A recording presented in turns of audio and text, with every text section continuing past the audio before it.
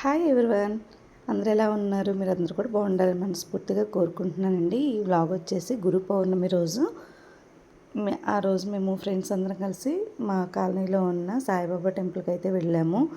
బాబా టెంపుల్లో పూజలు అయితే చాలా బాగా జరిగాయి. చక్కగా దర్శనం అయితే చాలా బాగా జరిగింది. ఇంకా గురు పౌర్ణమి అనగానే అసలు బాబాకి చూడండి ఎంత బాగా డెకరేషన్ చేశారో. చాలా బాగా అలంకరించారు బాబాని పూలతోటి. అసలు చూడడానికి రెండు కళ్ళు సరిపోలేదన్నంతగా ఎంత అందంగా ఉన్నారో కదా.